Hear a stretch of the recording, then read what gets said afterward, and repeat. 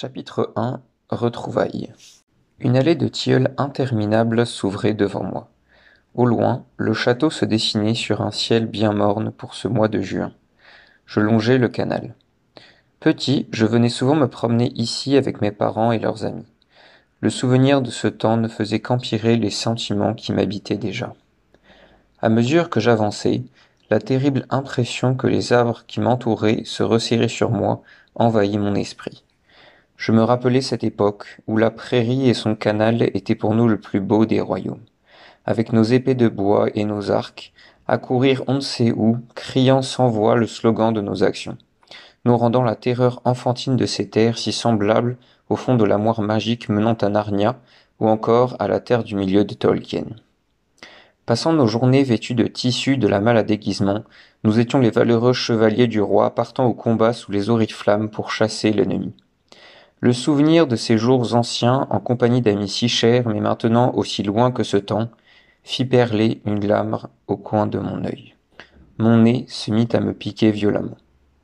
Je n'avais pas remarqué la noirceur du ciel d'où me tomba une goutte d'eau glacée. Me sortant immédiatement de ma rêverie, je découvris l'espace qui m'entourait, alors que les battements de mon cœur se firent moins palpitants. Je venais d'éviter que la tristesse et la mélancolie prennent le contrôle de tout mon être.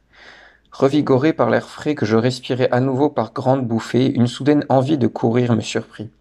Lâchant ce qui me retenait au sol, j'eus la sensation de voler lorsque je m'élançai en avant tel un athlète aux 100 mètres sans entraînement. Prenant mes jambes à mon cou, je ne pensais à rien d'autre qu'à battre des ailes. Au bout de souffle, mes jambes ne purent plus s'arrêter. Instinctivement, je me mis à crier comme un guerrier qui charge son ennemi, les bras ouverts pour laisser aller tous les sentiments qui voulurent bien me lâcher. Je m'approchais de plus en plus de la grille du château, alors que j'avais dépassé bon nombre de joggers. Je m'effondrais par terre après m'être stoppé, les poumons en feu, la gorge sèche et les mollets tremblants de crampes.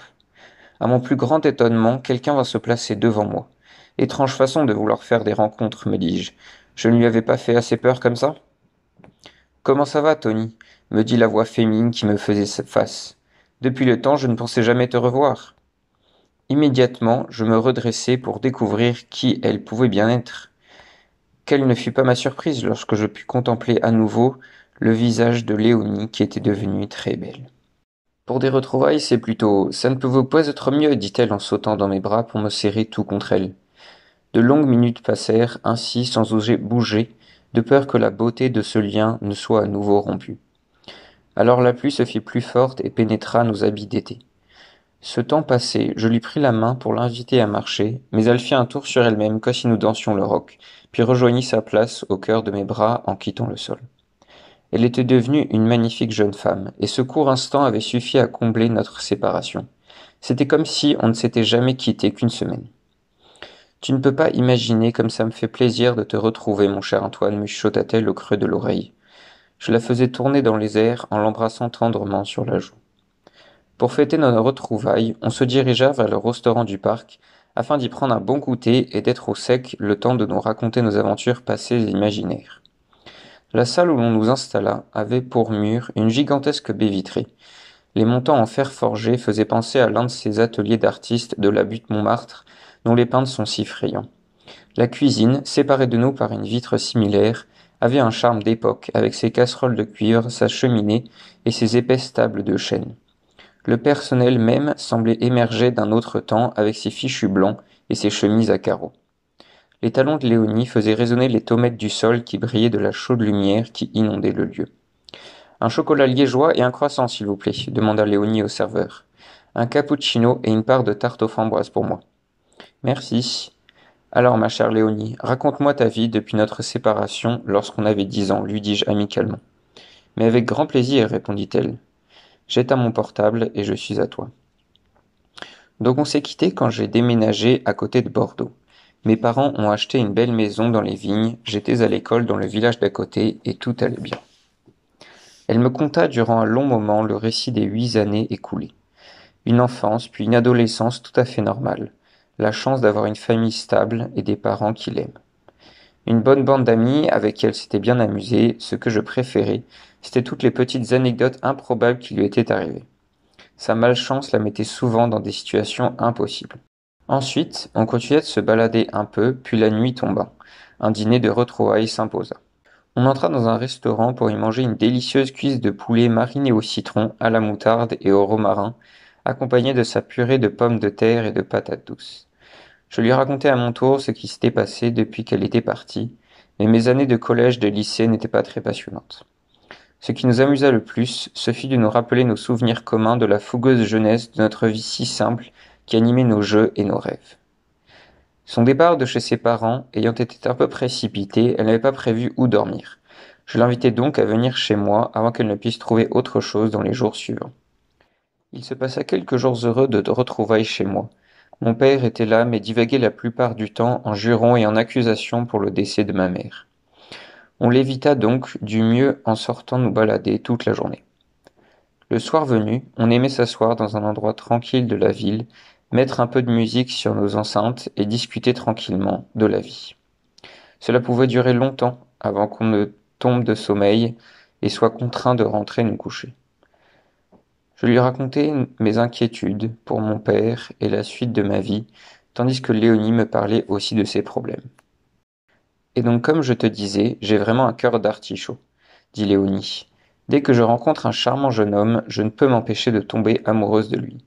Je n'arrive pas à savoir pourquoi, mais c'est irrésistible, je suis comme hypnotisée. Alors il prend un petit bout de mon cœur et puis s'en va. Mes amis me disent que c'est normal, mais ça ne me rend pas complètement heureuse. Je n'arrive pas à être vraiment moi-même et à faire confiance parce que je sais que plus je me livre, plus cela fera mal après. Je ne peux arrêter d'y penser pendant le temps de ma relation. Quand est-ce que ce rêve va se finir? La dernière, je suis sortie avec 3 garçons, mais à aucun moment je ne me suis senti complètement bien avec eux. Je n'y arrive simplement pas. C'est parce que tu n'étais pas sûr de toi. Il te faut peut-être plus de temps pour faire confiance à quelqu'un, lui dis-je. Oui, mais au fond de moi, je connaissais très bien l'issue à court terme de ces relations, une rupture de plus. Et à chaque fois, la même réflexion. Il n'était pas fait pour moi, ses défauts m'étaient finalement insupportables, et je ne le voyais pas au début, aveuglé par mon amour. Quand tu trouveras le bon, ça passera, je pense, dis-je en lui prenant la main pour la réconforter. Son sourire me disait qu'au moins elle était bien avec moi en ce moment, mais il retomba lorsqu'elle continua. Et puis en fin d'année dernière, j'ai rencontré Jean. C'était à la soirée de fin d'année. Pour l'occasion, je m'étais acheté une superbe robe noire brodée de paillettes d'argent, de fins escarpins vernis à ruban bleu électrique et une grande écharpe en dentelle de coton beige sur les épaules. J'étais plus d'eau de canon, tu vois, dit-elle avec un petit sourire fier. Je l'imaginais très bien resplendissante dans cette tenue. Je crois que j'aurais même bien aimé être là pour la voir. Elle continua. Par tradition, il fallait être invité par un cavalier. Puisqu'apparemment l'attirance entre les hommes et moi est réciproque, il n'a pas fallu longtemps pour qu'un ami me propose. J'imagine ça sans problème, dis-je en buvant une gorgée de mon cappuccino. J'arrivai donc à son bras dans la salle où tout le monde était déjà rassemblé pour fêter la fin d'année dans une ambiance enflammée. Après quelques minutes, j'ai remarqué l'un des garçons que je trouvais particulièrement beau. Je me suis arrangé pour danser avec lui, puis on est allé prendre un verre au bar. Il était vraiment beau, pas juste sympa à voir, vraiment très beau. Je voyais un reste d'étoiles dans ses yeux. Elle l'a vraiment beaucoup aimé, me dis-je. En plus, il était élégant, continua-t-elle. Il avait une facilité déconcertante à être d'agréable compagnie en me faisant rire aussi bien que me sentir aimé au premier regard. Reprise de temps en temps par mon cavalier pour danser, cela me paraissait une éternité lorsque je n'étais pas avec lui. Malheureusement, on a dû se séparer après cette soirée inoubliable, mais pas pour longtemps. Dès le lendemain, nous avons passé l'après-midi à nous balader et discuter de tout et de rien, parfois même simplement l'un à côté de l'autre, main dans la main, dans un état de rêverie partagée, tout à fait délicieux. On s'est assis sur un banc face à la Garonne sur laquelle se couchait un soleil flamboyant, puis nous nous sommes embrassés. Tout ce que j'avais vécu auparavant avait disparu dans mon esprit. Je ne pensais plus qu'à lui toute la journée. C'était le bon, j'en étais sûr. Waouh, ça c'est une histoire d'amour de film que tu me racontes, lui dis-je en souriant. Oui, pendant un peu moins d'un an, on a vécu un conte de fées d'une façon que je n'aurais cru possible que dans les livres ou les films. Chaque rendez-vous était plus magique que le précédent, nos baisers toujours plus brûlants, comme nos projets plus fous et excitants les uns que les autres. Mes parents n'étaient bien sûr pas au courant pour m'éviter leurs sermons sans fin que je craignais. À chaque fois qu'ils avaient su, ils m'avaient dit « il faut que tu travailles, ils te font perdre la tête alors que tu as du boulot, etc. » Ils ont oublié ce que c'est d'être jeune, pensais-je intérieurement. Mais un jour, alors que l'on devait se retrouver dans un café avant une soirée chez des amis, je n'arrivais pas à lui joindre. Aucune réponse par quelconque moyen que j'essayais. Il n'allait quand même pas me poser un lapin. Tout se bouscula alors dans ma tête. J'avais confiance en lui, mais alors qu'habituellement il me répondait rapidement, toujours à l'heure et sans secret, là quelque chose ne tournait pas rond. Imaginant les pires scénarios comme les meilleurs, le temps passait et aucune solution n'est venue. Refusant d'aller à la soirée seul et avec cela en tête, je rentrais chez moi complètement dépité, même si l'espoir d'un malheureux concours de circonstances persistait. Je commençais à être un peu en colère contre lui de me faire vivre cela. En arrivant à mon appartement, j'ai été fixé. Il venait de voir tous mes messages d'après ce qu'indiquait ma messagerie. Dans une incompréhension totale, je lui demandai des explications, avant de voir qu'il m'avait bloqué sur tous les réseaux sociaux. Mais pourquoi, lui demandai-je. Depuis, je n'ai eu aucune nouvelle. Il a tout simplement disparu. On vivait un rêve, mais il s'est éteint. Tu n'as pas essayé de demander à tes amis de le contacter? Tu n'as pas eu son adresse pour essayer d'avoir une explication au moins? Mes amis aussi ont été bloqués. Il avait une chambre juste pour sa dernière année au lycée, donc il est rentré chez ses parents après et je ne sais pas où il habite. Il doit bien y avoir une raison, ce n'est pas possible, lui dis-je. Il y en avait bien une, dit-elle en soupirant, et je me serais bien vengé sur ceux qui l'ont fait. Je l'ai découvert juste avant de partir de chez moi. Alors que je rentrais de mes cours, toujours aussi désappointé par la brutale séparation, je suis passé dans le salon et j'ai vu au passage sur la table un papier de la banque qui traînait. J'y ai jeté un coup d'œil pensant qu'il s'agissait de mon compte. C'était un relevé de mes parents. Me saute alors aux yeux la ligne suivante. Virement pour Monsieur Dupuis-Jean. 1 000 euros. Attends, je ne comprends plus rien. Tes parents lui ont filé de l'argent? C'est ça, ils l'ont payé pour qu'il quitte ma vie. Comme tu peux l'imaginer, je suis immédiatement allé voir mes parents pour vérifier. Dès que mon père m'a vu avec la feuille à la main, il a compris. Il m'a dit: C'est pour ton bien et tes études, ma chère Léonie. Folle de rage, je suis parti sur le champ. J'ai rassemblé mes affaires dans un sac, attrapé ma carte d'identité et mon portefeuille, puis claqué la porte derrière moi. J'ai pris un train pour Paris qui est arrivé le matin de nos retrouvailles. Ça pour une histoire, dis-je sous le choc de ces rebondissements. Oui, difficile de croire que tant d'imbécilité et de trahison de la part de ses parents sont possibles. Prenant ses mains au creux des miennes, je la plaignais sincèrement d'un tel événement bouleversant. Perdre son grand amour ainsi que son soutien familial. Même si j'étais le mieux placé pour la comprendre avec ma propre vie, sa tristesse ajoutée à la mienne me plongea encore plus profondément dans l'abîme du désespoir ce jour-là. Bon et toi, qu'est-ce que tu me racontes? Me dit-elle sur un ton faussement enjoué. Il faut que je me change les idées et c'est à ton tour. Vu ce qui m'est arrivé, je ne sais pas si c'est une bonne idée que je te raconte ma vie, ce n'est pas très joyeux, lui dis-je. Au point où j'en suis, tu sais. Alors moi c'est très simple. Je suis au fond du trou, dis-je en soupirant. Depuis que tu es arrivé, je te dis de ne pas faire attention à mon père et que c'est compliqué. En fait, il s'est passé quelque chose. Il y a quelques semaines avec ma mère, c'est très récent donc ce n'est pas facile d'en parler. Léonie se rapprocha de moi et passa son bras autour de mes épaules pour me soutenir et m'encourager. Alors je continuai. Elle avait le droit de savoir pourquoi j'étais si malheureux. Tout en contemplant la nature tranquille autour de nous, je lui dis: Je ne sais pas si tu te rappelles, mais ma mère était reporter dans des pays étrangers. Elle hocha la tête en me regardant profondément. Il se trouve que le mois dernier, alors que l'on fêtait mes 18 ans chez un ami, elle a été envoyée au Mali pour faire des interviews de nos militaires sur le terrain. Malheureusement, la base où elle était a subi une grosse attaque alors qu'elle était là. L'effondrement d'un bâtiment l'a tuée avec 3 autres soldats. Le visage de Léonie se décomposa complètement. Elle imaginait sûrement depuis son arrivée qu'il y avait de l'eau dans le gaz entre mes parents, mais elle était loin de la réalité. Oh mon Dieu, c'est horrible, dit-elle, mais tu... C'est bien le mot. Elle a été décorée de la Légion d'honneur pour tous les risques pris, son courage, sa loyauté, patati et patata, mais ça ne va pas me rendre ma maman. Je sentis mon nez me piquer avec des larmes qui montaient. Mais je continuai. Ce qui est plus terrible que de perdre sa chère mère d'une façon tragique, c'est de voir son père sombrer dans la dépression et tout ce qui va avec, alors que c'est le moment où l'on a le plus besoin de lui. En l'espace d'une semaine, il est devenu alcoolique et sûrement drogué. Il devrait être mon soutien et ma raison de continuer à vivre alors que je le vois chaque soir complètement ivre. J'ai l'impression que c'est moi qui dois le soutenir.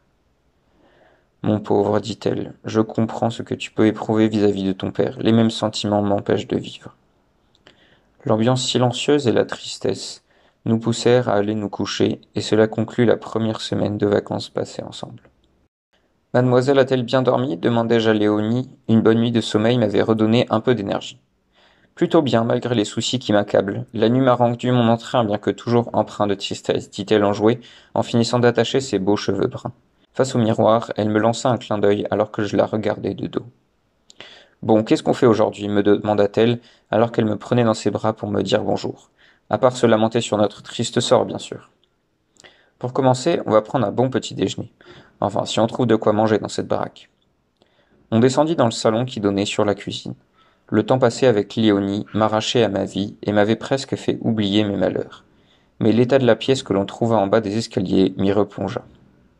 Hey, salut les enfants, nous lança mon père avec un sourire de bienheureux. Il était lové dans le canapé en robe de chambre, une bonne dizaine de bouteilles vides autour de lui. Merci pour ton accueil, papa, ça fait chaud au cœur, lui dis-je, sur un ton amusé pour essayer de garder une ambiance détendue. Dans cet état, il avait tendance à vite s'énerver, chuchotai-je à Léonie. Mais avec qui es-tu demanda-t-il après plusieurs secondes d'efforts intenses. Avec Léonie, papa, tu te souviens d'elle? Il resta quelques instants les yeux plissés pour se concentrer, puis il se leva doucement. Merci beaucoup de me recevoir chez vous, lui dit poliment Léonie. Mais le comportement de mon père changea complètement sans aucune raison, la faisant sursauter. C'est ça, tu crois qu'ils lui ont fait des politesses à ta mère? Ah, si seulement je les tenais. Il titubait dangereusement en essayant de donner de grands coups de poing dans les airs, comme s'il se battait contre son désespoir. Puis il trébucha et s'écrasa sur le sol. Assis par terre, il se mit à geindre et à pleurer. Fiens, ce n'était pas le moment de descendre, je crois. On remonta à l'étage. Waouh, alors là, dit Léonie, elle était horrifiée par l'état de mon père. Elle avait connu toujours bien habillé et chaleureux, lui qui était maintenant en peignoir ivre-mort sur le plancher. Oui, je ne t'avais peut-être pas assez prévenu. Aujourd'hui, c'est pire que d'habitude, apparemment, lui dis-je désolé. Léonie prend la parole. Je me perdais dans mes pensées et souvenirs d'enfant. J'étais à nouveau la princesse en jupon, accompagnée de mes chevaliers servants en armure de tissu. Je voyais fondre sur moi l'ennemi brandissant des bâtons. Je courais entre les arbres pendant que mon armée me défendait, puis je retrouvais enfin mon guerrier aux joues rondes pour lui offrir un baiser.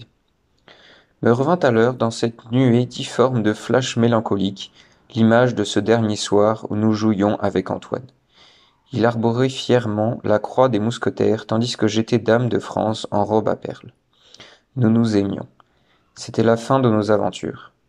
Jamais plus nous ne devions nous revoir, ni partager l'adrénaline d'un combat ou la fougue d'un espionnage.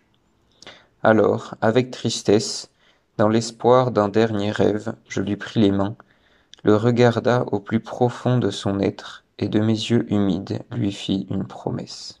Tu te souviens de notre dernière rencontre avant mon départ, lui demandai-je. Tu me disais qu'un jour on partirait en voyage ensemble, me répondit Antoine. Qu'on ferait le tour du monde, juste toi et moi. Juste parce qu'on en aurait envie, complétai-je.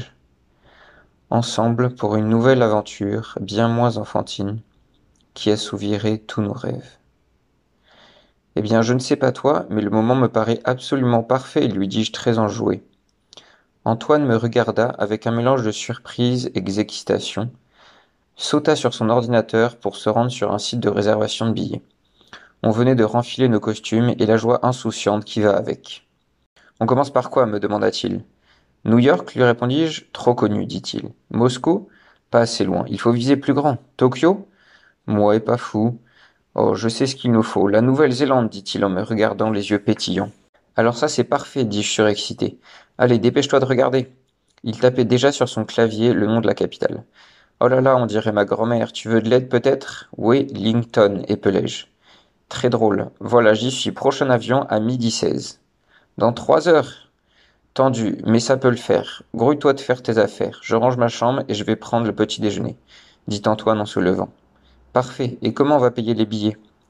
Je vais prendre une des cartes bleues de mon père. Ça lui évitera d'acheter de l'alcool avec, au moins. On prendra du cash pour changer à l'arrivée. Taxi! Oh, ils ne comprennent pas un mot ici. Antoine essayait en vain d'arrêter un chauffeur en faisant de grands gestes en l'air. Essaye en anglais peut-être, lui dis-je. Taxi! Heureusement que ton prof d'anglais ne traîne pas dans le coin. Antoine prend la parole. Nous venions d'atterrir au Wellington International Airport de Nouvelle-Zélande. Tellement heureux et encore sous le choc de notre décision si subite, malgré la dizaine d'heures de vol. Je ne m'en rendais pas encore bien compte de là où je me trouvais à la surface du globe. Tout ce que je savais, c'est que Léonie et moi étions totalement fous et que ça allait être génial de l'être à nouveau ensemble, comme à notre habitude en d'autres temps. Nous avons dû mettre au moins 20 minutes avant de trouver un chauffeur capable de nous conduire à notre hôtel. En fait, ce devait être le seul qui comprenait notre anglais très maladroit. 30 kilomètres nous séparaient de notre logement qui était dans le quartier de Tireti Road à Potiroa. On arriva devant une petite maison blanche à flanc de colline face à la mer, à 5 minutes de la baie de Tiati, dont la plage était absolument paradisiaque. Coincés entre les magnifiques parcs de Stuart et Arnold, nous avions l'impression de redécouvrir l'odeur de l'air tellement celui de la capitale française est dépollué. Depuis la plage, on pouvait voir Maha Island avec derrière elle les autres îles qui constituaient la Nouvelle-Zélande. De si loin, on aurait dit un pays imaginaire de montagnes flottantes dans une brume qui sort du tréfonds des océans. À peine arrivés, on enfila nos maillots de bain qui constituaient la plupart de nos habits pour courir nous jeter dans l'eau. C'était bon de se sentir libre, seul avec son ami, dans un monde où tout est à découvrir. L'excitation de l'inconnu surpassait nos chagrins qui disparaissaient peu à peu. Le temps semblait une éternité en ce paradis isolé. Rien ne nous contraignait. Seule l'envie de nouveauté et le soleil nous réveillaient le matin, le fantasme de tout adolescent. Grâce à différentes visites accompagnées d'autochtones, on visita des temples, des ruines de châteaux anciens, des sculptures tribales en tout genre. Les différentes îles aujourd'hui liées avaient leurs histoires propres. Les forêts des montagnes regorgeaient d'animaux aussi beaux que féroces, d'une multitude d'oiseaux colorés et d'arbres absolument gigantesques. Nous étions de parfaits touristes à suivre un parcours bien défini pour voir le plus rapidement possible tout ce qu'il fallait sur cet archipel. Une fois ce marathon fini, on prit le temps de nous prélasser entre falaises vertigineuses et plages éblouissantes. Le couple qui nous louait leur maison ne comprenait pas la longueur de notre voyage. L'habitude était plutôt à 1 ou 2 semaines avant de repartir pour l'Australie. Mais le mois qui nous séparait de notre coup de tête commençait juste à faire son effet. Aujourd'hui, c'est toi qui vas faire les courses, Léonie. J'y suis allé hier, lui dis-je. Très bien, j'y vais. Mais ne prends pas le truc bizarre rose avec les pics. Finalement, ce n'est pas très bon, lui dis-je. Oui, avec nos têtes de touristes, ils nous refilent tout ce qu'ils peuvent, je pense. D'ailleurs, il faut qu'on fasse attention à notre budget pour le retour, si on ne veut pas vieillir ici. Oui, chef, répondit-elle. Elle partait avec un panier à la main pour le marché regroupant les agriculteurs locaux, à 10 petites minutes à pied. Pendant ce temps, je lisais un des rares livres en français trouvés dans la ville. Il racontait les exploits d'un chef de guerre maori aux alentours des années 1900. Alors que la tour Eiffel faisait rêver la France, il rassemblait ses troupes dans la jungle pour se préparer à combattre l'envahisseur anglais. Il était sur l'île de Maha, que l'on pouvait voir depuis la fenêtre. Les troupes royales, armées de fusils, de canons et de bateaux de guerre, s'apprêtaient à attaquer une tribu autochtone en pagne avec des sarbacanes et des couteaux. Comme prévu, les hommes de la couronne n'en ont fait qu'une bouchée et l'île est passée sous domination anglaise, comme tout le reste des terres qui constituent l'actuelle Nouvelle-Zélande. L'île a été ravagée par les explosions et a été complètement détruite pour montrer la puissance du roi. Il ne souffrirait plus aucune rébellion. Pas surprenant que le livre soit en français puisqu'il n'est pas bien flatteur pour les locaux. Ils ne le liraient pas de toute façon. Tu ne devineras jamais ce que je nous ai décoté, dit Léonie en rentrant toute contente. Un bon déjeuner, lui dis-je. Elle posa le sac de courses dans la cuisine et revint fièrement. Un super trek de 5 jours au travers des montagnes et de la jungle. Génial, c'est quand? Dis-je en me levant pour la prendre dans mes bras. J'aurais regretté de partir d'ici sans avoir vécu cela. Un homme qui connaît bien le coin est prêt à nous accompagner quand on veut, me dit-elle. On part demain après le déjeuner? Comme ça on prend nos billets de retour pour samedi prochain. Je n'ai pas envie de rentrer, dit-elle, en s'asseyant le regard vide vers le sol. Moi non plus, mais il le faut bien maintenant. Je la pris dans mes bras pour la réconforter, même si je n'en avais absolument pas envie non plus. Si tu le dis, dit-elle. Léonie prend la parole. Comme prévu, on retrouva notre guide le lendemain vers 14 heures sur la place du village. Nous avions rassemblé nos quelques affaires et surtout tous les souvenirs achetés pour repartir dès notre retour. Avec un petit sac, une gourde et de bonnes chaussures de marche, nous étions prêts pour une nouvelle aventure. Le guide était un homme d'une trentaine d'années, assez grand et musclé. Il était marqué d'un tatouage impressionnant sur l'épaule qui lui montait dans le cou et sur la joue. Il avait l'air de connaître le pays entier comme sa poche. Nous sommes donc partis confiants.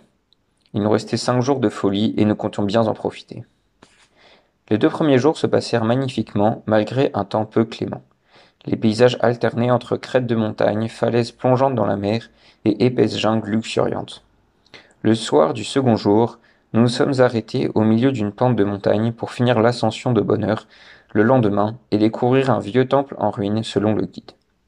Une fois les 2 petites toiles de tente jaune montées, on alluma un feu sous les ordres du maître en la matière. D'abord, il nous demanda une grande quantité de bois de toute taille, puis il s'installa accroupi au-dessus d'un tas de brindilles, et avec un archet, où était tendue une ficelle, il faisait tourner une baguette de bois très vite, qui venait frotter sur une autre. Au bout d'un moment, l'une des 2 prenait feu, et le tour était joué. C'était toujours un moment magique à voir, et l'on restait bouche bée devant ce savoir-faire. On mit une gamelle d'eau à chauffer pour faire bouillir des légumes, puis des petits morceaux de viande. La soirée passa à s'imaginer vivre ainsi toute notre vie avec Antoine. Le guide ne s'intéressait pas à ce que l'on disait, apparemment, et il alla se coucher avec le soleil. On pensait pouvoir construire une petite maison en bois au milieu de la forêt, chasser pour se nourrir et planter notre potager. C'était grisant de faire des projets en l'air comme ça, surtout avec une personne qu'on apprécie tant. Se croire maître de toute sa vie, la modelant à loisir comme une aventure ou une mer d'huile, de temps en temps les 2. S'imaginant galopant au travers des cascades puis se réfugiant au cœur d'une grotte pour un baiser volé, rencontrer un gourou obscur qui nous apprendrait la magie des forêts pour parler avec les arbres, créer notre petit paradis secret au cœur de l'inconnu. Mais pas ce soir. Nous étions trop fatigués. Alors on s'endormit main dans la main, sous un ciel illuminé d'autant d'étoiles que de promesses, oubliant l'avion qui nous attendait. Antoine prend la parole. Le lendemain fut beaucoup moins beau que les autres jours. Dès notre réveil, un ciel marbré de gris semblait se rapprocher du sol. Il descendait un peu plus à chaque fois qu'on le regardait. À peine avions-nous plié nos tentes et pris le repas du matin que la pluie se fit sentir. Le guide nous assura qu'il faisait beau plusieurs fois par jour en Nouvelle-Zélande, et que cela ne tarderait pas à se dégager. Cependant, plus la journée avançait, plus je doutais de son instinct météorologique. Arrivés en haut du mont pour le déjeuner, nous étions résolument humides, voire trempés jusqu'aux os, en plus d'être épuisés par l'ascension. Le guide lui-même semblait remettre son proverbe en question. Pour couronner le tout, la vue imprenable qu'on nous avait promise n'était autre que de gros nuages laiteux qui s'entremêlaient. Tout ça mis bout à bout mit un coup à notre entrain. Heureusement, il restait la ruine à visiter. Un temple perdu au beau milieu d'une forêt que l'on aurait cru toute droite sortie d'un livre de Sir Arthur Conan Doyle. Il sentait l'humidité d'un vieux tas de pierres, des lianes le recouvraient, et les racines d'arbres en tout genre reformaient son ancienne voûte qui servait maintenant de dallage. On pouvait y voir bon nombre de peintures de guerre. Elles ressemblaient à ces tatouages indigènes que l'on voit sur les mollets des athlètes aux Jeux Olympiques, mais dans ce sanctuaire, elles paraissaient être chez elles à l'origine de leur création, comme le dessin noir sur le corps de notre guide. Un frisson me parcourut à mesure que je pivotais sur moi-même pour contempler tout le lieu. Je me sentais de plus en plus oppressé par l'arbre gigantesque sous lequel la ruine entière paraissait construite. On aurait dit une cathédrale de verdure, mais elle m'observait. Bien plus que je ne pouvais le faire. Je sentis Léonie se blottir contre moi. À l'évidence, l'impression était partagée. La tempête forçait. L'homme nous expliqua rapidement l'histoire du lieu et à quoi il servait autrefois. Puis, voyant que la fatigue primait sur notre courage éphémère, il partit chercher un lieu sec où nous pourrions allumer un feu et se reposer. Nous laissant seuls dans cet endroit terrifiant, aussi bien par son fort caractère guerrier que par la spiritualité mythique dont il était le symbole. La foudre commença à tomber non loin. On alla sous un petit porche plus ou moins abrité pour grignoter un morceau. Le sucre et le chocolat nous mirent un peu de baume au cœur et nous rendirent notre sourire. « Tu me rappelles qui eut la brillante idée de nous emmener ici ?» dis-je moqueur. « Ça va, ce sont des bons souvenirs après. Et puis on n'est pas en sucre, » répondit Léonie après avoir éternué. « Oui, mais en attendant, ça ne fait pas partie des meilleurs moments de ma vie, » lui dis-je. Léonie prend la parole. 15 minutes passèrent. La pluie battait la terre et les pierres, malgré l'épaisseur du feuillage des arbres. Un ruisseau se forme là où nous étions réfugiés, ce qui nous obligea à affronter le vent et les gifles humides qui se répétaient sans cesse. « Bon, ça fait 20 minutes qu'il est parti, l'autre, là, dis-je anxieuse. D'habitude, il ne tarde pas, j'espère qu'il aura pu allumer un feu, répondit Antoine. Antoine semblait toujours aussi confiant dans notre guide. Tu ne trouves pas ça bizarre? Les autres jours, il a jamais mis plus de quelques minutes à trouver une grotte ou autre. Même s'il pleut, il connaît toujours parfaitement les lieux, normalement. Attendons encore 5 minutes, dit-il. Tu voudrais faire quoi d'autre de toute façon, dis-je en frissonnant de froid. Les minutes qui suivirent furent interminables, collés l'un à l'autre, nos manteaux dégoulinés. Immobiles, le visage glacé par la tempête, dans l'ombre par moments illuminée dans un bruit fracassant de casseroles qui s'entrechoquent, suivi d'un silence assourdissant. Aucune parole ne fut échangée. L'idée qu'il ait pu arriver quelque chose à notre seul repère dans ce chaos me rongeait l'esprit. Je m'imaginais comme le Robinson de ces bois, mais rien en moi ne me rappelait son courage et cette détermination. Seul notre malheur nous rapprochait. Bon, j'en peux plus d'attendre, faut qu'on bouge, lançai-je vaincu par l'angoisse. Il est parti par là, suis-moi, dit Antoine en avançant. Apparemment, nous avions tous deux cédé à l'angoisse. Quittant le temple, nous avons suivi le sentier, maintenant devenu un ruisseau de montagne.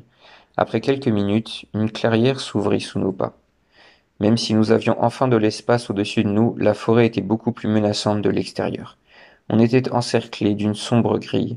De tous les côtés, d'immenses bras se balançaient en l'air, et un plafond d'airain s'abattait sur nous. Au milieu de cette arène se dressait fièrement un gigantesque arbre dont on distinguait à peine la souche à cause de l'épais brouillard humide qui collait au sol. Regarde, Antoine, il y a une lueur orange au bas de cet arbre. Ce doit être lui qui a fait un feu. Ouf, on l'a retrouvé. J'ai cru qu'on était perdus, dit-il soulagé. Courant à toutes jambes jusqu'à l'abri, nous avions retrouvé nos forces et tous nos doutes s'étaient envolés. Il a une tête bizarre cet arbre, dis-je difficilement en courant. Oui, il n'a pas choisi l'endroit le moins flippant. Par contre, il y a bien un feu. Oui, mais il est plutôt énorme, dit Léonie en tirant ma manche pour que je m'arrête. Zut, mais ce n'est pas un feu de camp. Un éclair a dû tomber sur l'arbre, c'est pour ça qu'il a perdu une partie de ses branches qui brûlent. S'approchant doucement en marchant, nos jambes étaient redevenues toutes molles. À présent, de l'autre côté de la brume, on voyait parfaitement un amas de bois arraché du tronc qui brûlait. On aurait dit une sculpture de démon païen avec ses tentacules menaçantes et son corps incandescent. Il y a bien un abri qui a été fait sur l'arbre, dit Antoine. Quand je disais que cet endroit me foutait la frousse, je serrais fort la main d'Antoine pour me rassurer. Plus on avançait, plus la courte palissade de bois disposée en quadrillage ressemblait à nos anciens campements. T'as entendu demandai-je à Antoine, la voix tremblotante de peur. On dirait un cri, répondit-il.